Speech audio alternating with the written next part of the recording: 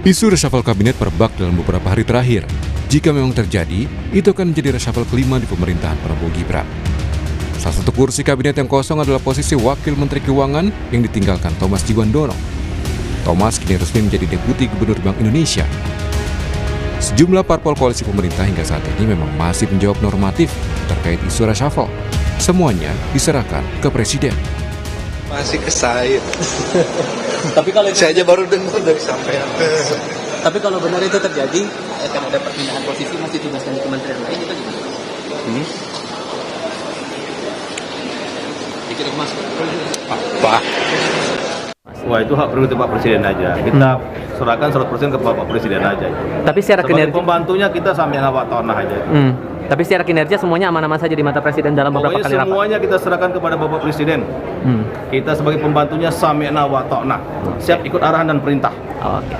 Thank you Mas Yani. Namun analisa pengamat politik Ray Rangkuti, ada sejumlah faktor yang bisa membuat reshuffle terjadi. Selain soal kinerja, ada unsur politik di dalamnya.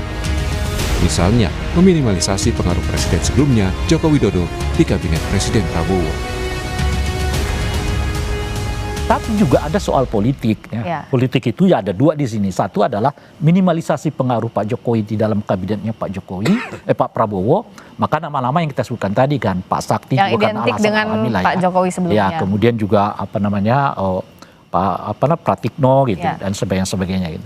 Tapi jangan lupa kalau yang terkait dengan Golkar yang saya sebutkan tadi itu Ya. bisa saja diresapel dengan memasukkan Nasdem. Pertanyaannya, apakah Golkar akan terima? Jelas nggak akan terima. Ya. Dan mungkin karena itulah alot dan boleh jadi karena itu hari ini belum terjadi gitu ya. Jika reshuffle benar terjadi, akan ada menteri dari parpol yang bertambah atau berkurang atau malah jatahnya tetap. Tapi sebagaimana disinggung analis politik, reshuffle mesti berbasis kinerja dan jabatannya tidak mubazir. Tim Liputan Kompas TV.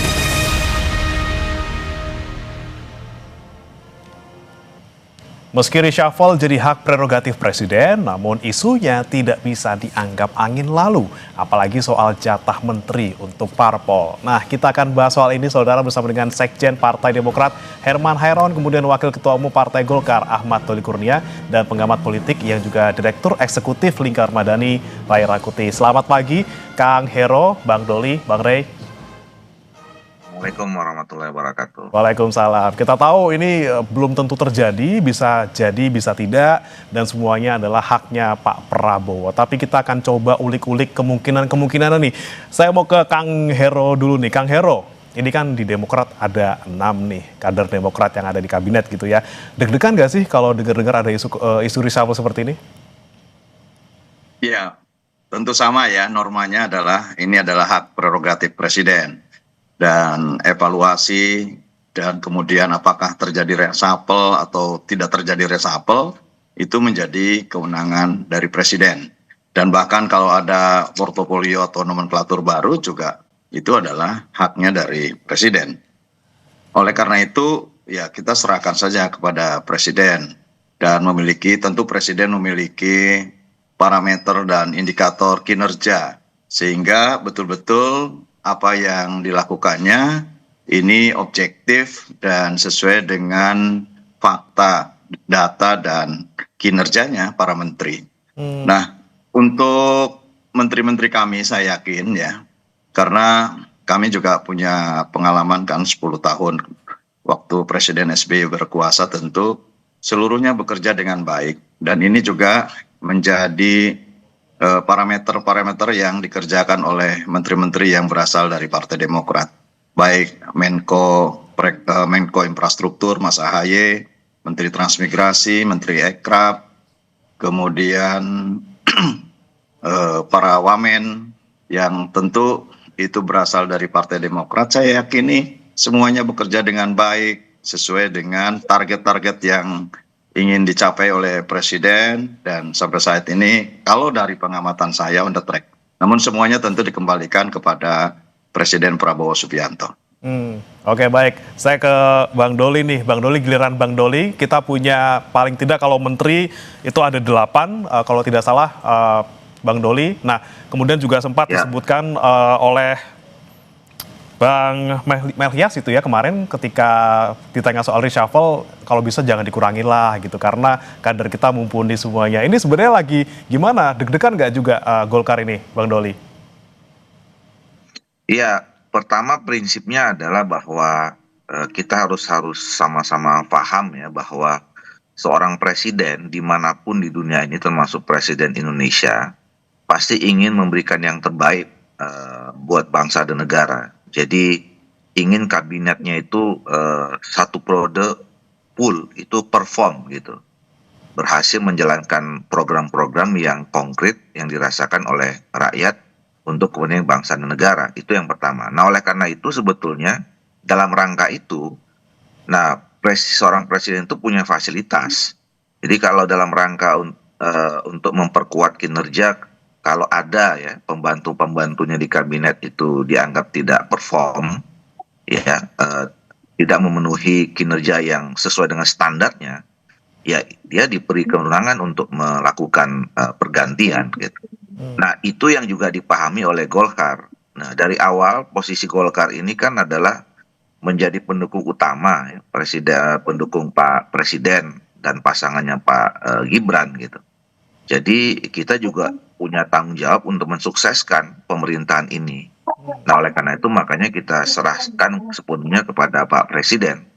Nah, yang penting buat kami ya, terutama Pak Ketua Umum selalu mengingatkan kepada seluruh jajaran dan terutama kadernya yang ada di kabinet ya untuk bekerja dengan sungguh-sungguh, dengan serius untuk menunjukkan performance yang maksimal gitu. Sehingga memang apa yang menjadi niat Presiden untuk membuat semua jajaran kabinet itu bisa bekerja secara maksimal, ya itu bisa kita wujudkan sama-sama. Itu posisi Partai Golkar.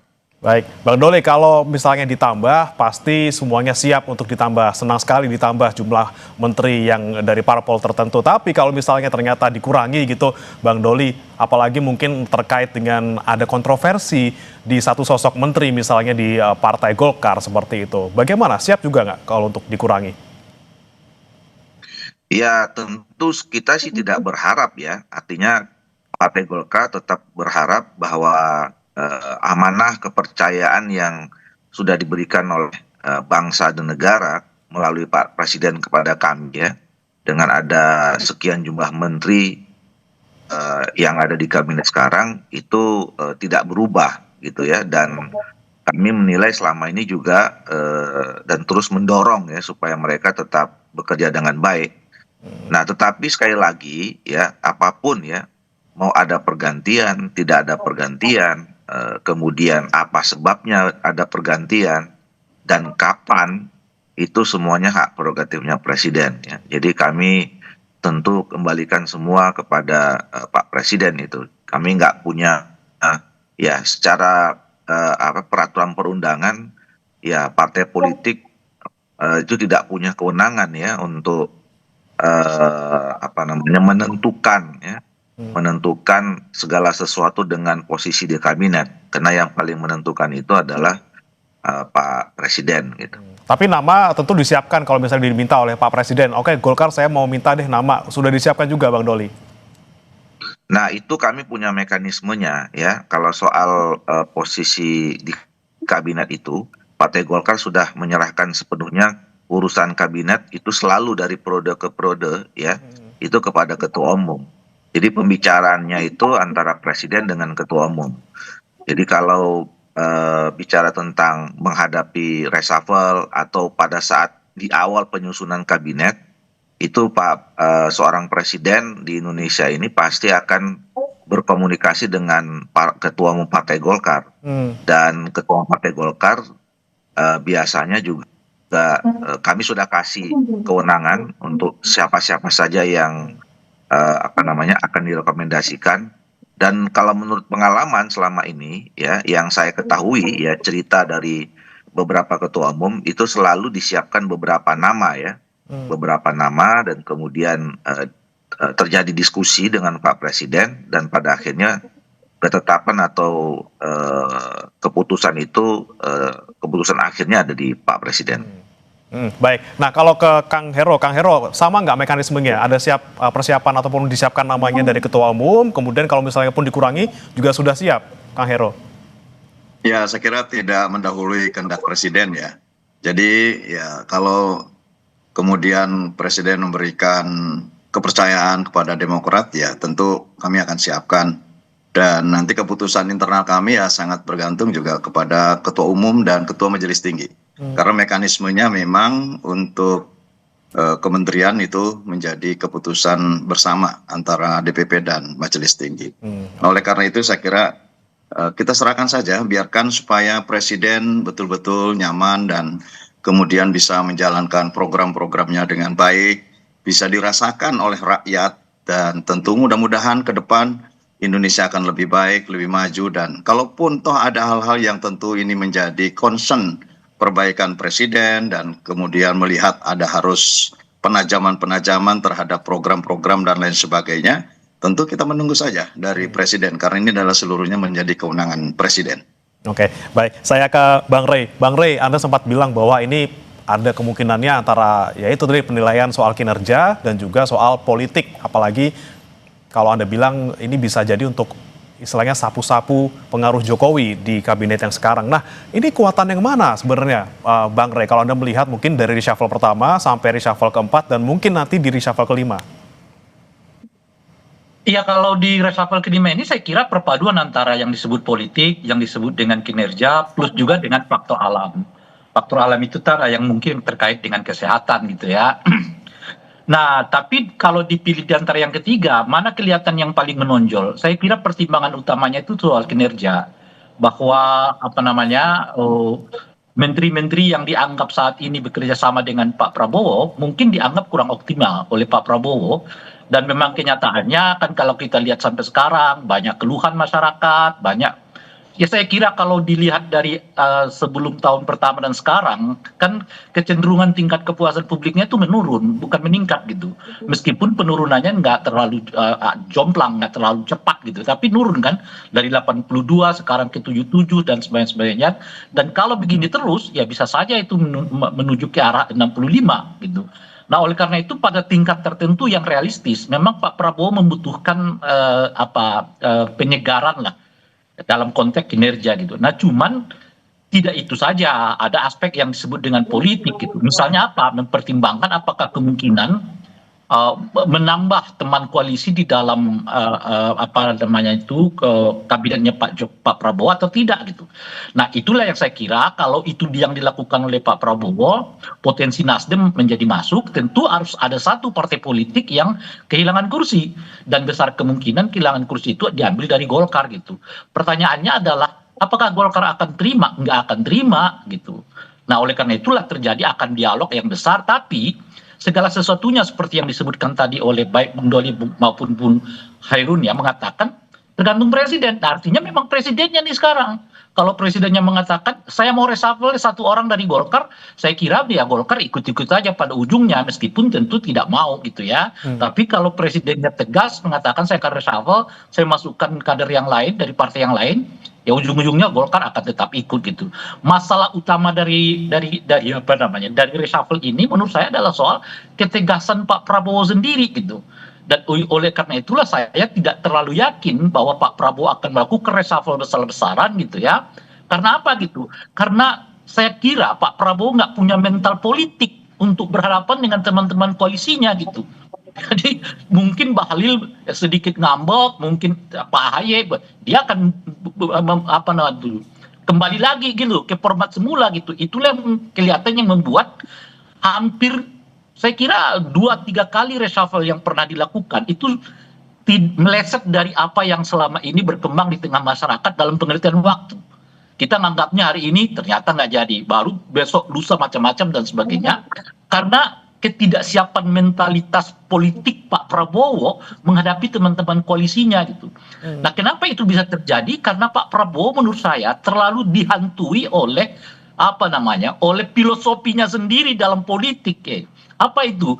politik harmoni itu. Nah, bagaimanapun tentu ya kalau ada reshuffle, apalagi mengurangi jatah partai politik atau atau meminggirkan orang-orang yang dianggap sangat berpengaruh di dalam internal partai politik, akan menimbulkan gejolak secara internal gitu.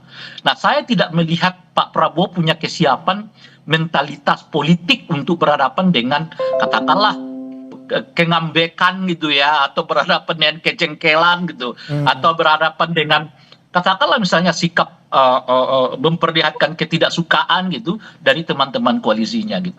Itu yang mengakibatkan menurut saya betapapun mungkin keinginan Pak Prabowo mau melakukan reshuffle, ujung-ujungnya kelihatan terlambat lagi.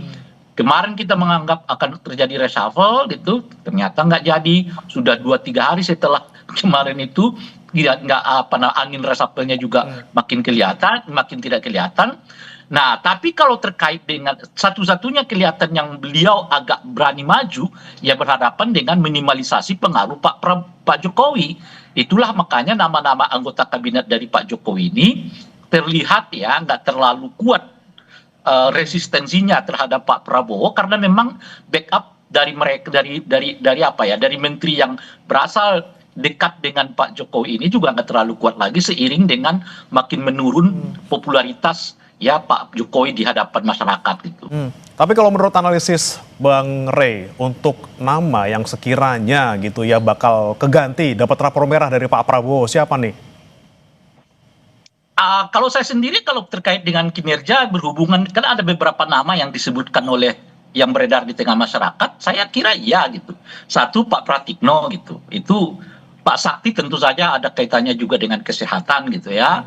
Menteri pariwisata saya kira juga layak untuk dievaluasi oleh Pak Prabowo gitu ya. Dan itu yang saya sebut ini termasuk Pak Sugiono ya, Menteri Luar Negeri kita gitu, itu juga ternyata begitu banyak sorotan atas kinerjanya kepada akhir ini gitu ya. Jadi ada beberapa menteri yang menurut saya secara objektif memang kinerjanya layak diresapel oleh oleh Pak Prabowo gitu, tapi juga ada persoalan yang kaitan dengan politik. Makanya nama-nama yang erat kaitannya dengan Pak Jokowi kelihatan sekarang jadi bidikan, termasuk di dalamnya adalah Menteri Dalam Negeri gitu.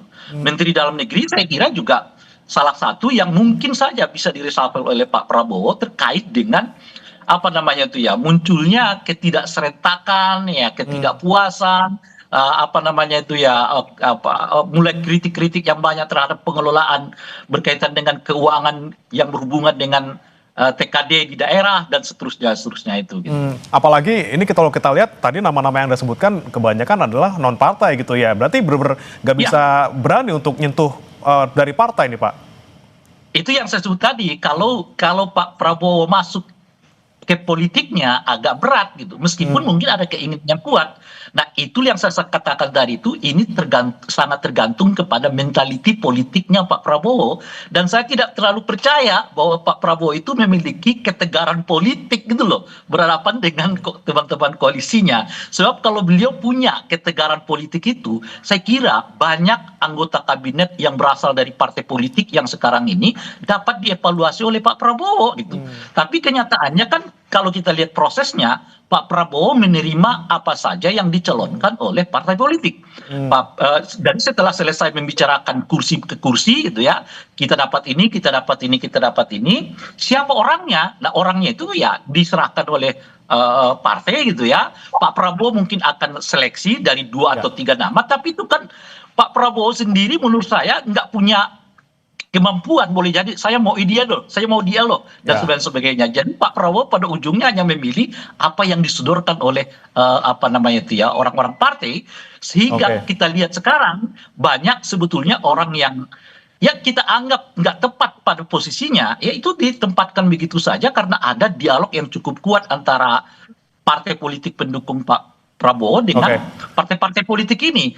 Sebut saja misalnya soal Menteri Desa ya, yang kita tahu gagal menjadi calon legislatif di Banten, kok malah naik kelas jadi menteri gitu loh. Itu kan Ada dialog kuat dicurigai gitu ya, Bang Rey ya, di belakang Iya, kemudian nama-nama yang jadi muncul kita tidak tepat. tahu lagi standar apa yang dipakai oleh Pak Prabowo untuk Ya. menempatkan orang pada Baik. posisi tertentu. Oke, Gagal di Banten gitu ya, lalu punya kontroversi terkait dengan surat ya, Oke. tapi tetap dipakai oleh Pak Prabowo sebagai menteri. Nah, ini yang ingin saya tanyakan ke Kang Hero dan juga Bang Doli. Ke Kang Hero dulu, gimana Kang tanggapannya Kang?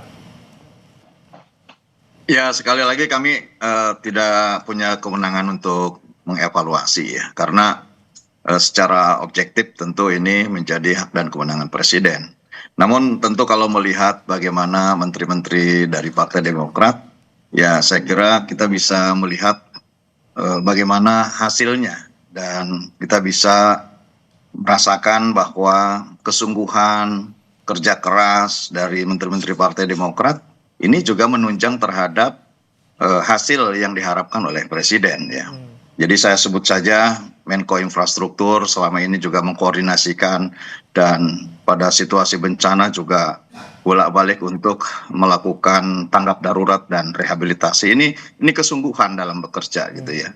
Menteri Transmigrasi, Menteri Ekraf, Menteri PU ya, kemudian 2 wakil menteri kami semuanya merasa bahwa apa yang dilakukan betul-betul ini adalah kerja keras dan kesungguhan untuk mensukseskan program-program Presiden Prabowo Subianto.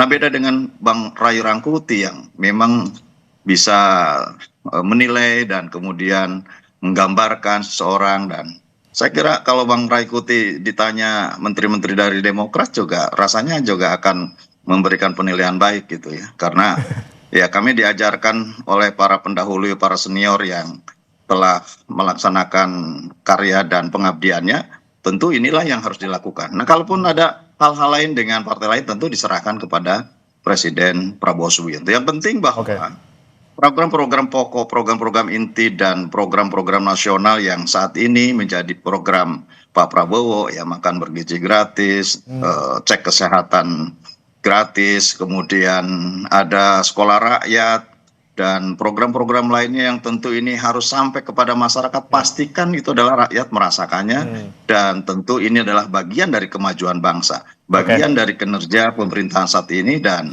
bermanfaat bagi seluruh rakyat Indonesia. Baik, nah saya ke Bang Doli kemudian. Bang Doli, tanggapan Anda tadi terkait dengan ya ada dialog kuat di belakang, nama yang disodorkan nanti ya Pak Prabowo nggak bisa milih secara pasti gitu ya, tapi ya sodoran dari partai gitu. Gimana Bang Doli? Ya, saya tetap berkeyakinan ya bahwa Pak Prabowo semakin hari perjalanan kabinet ini, terutama udah nanti pada saat menjelang 2029, saya kira pertimbangan utamanya adalah kinerja ya.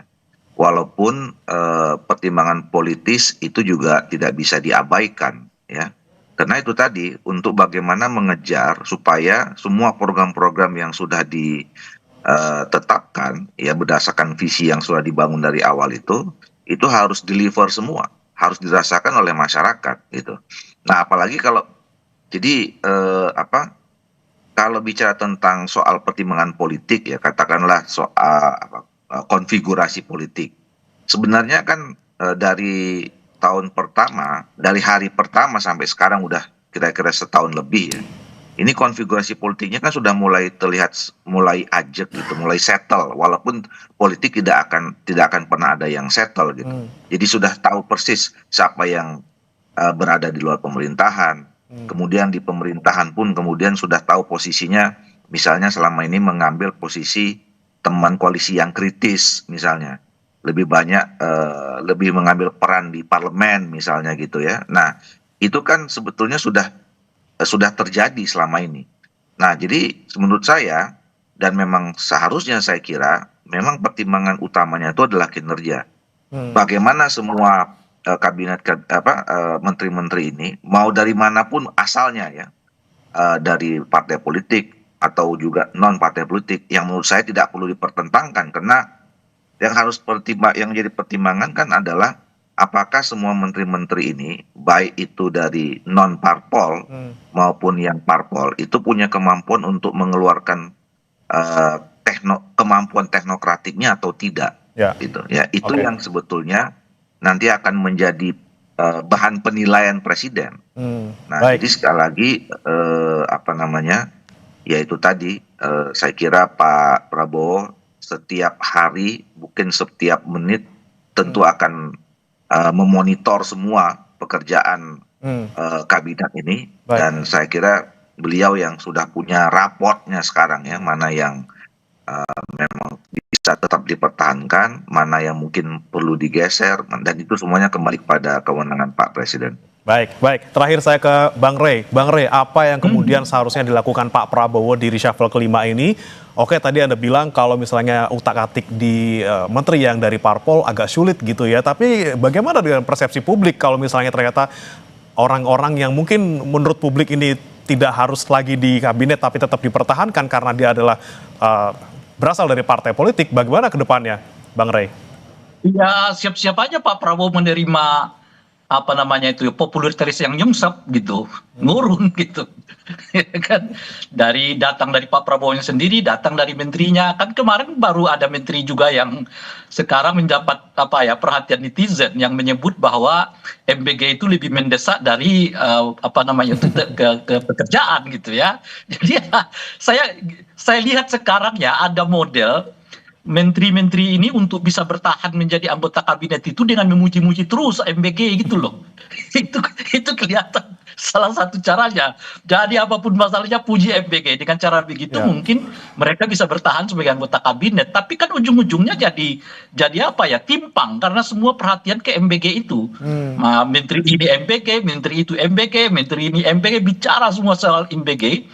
Yang kelihatan itu pola untuk bisa bertahan di anggota kabinet Pak Prabowo.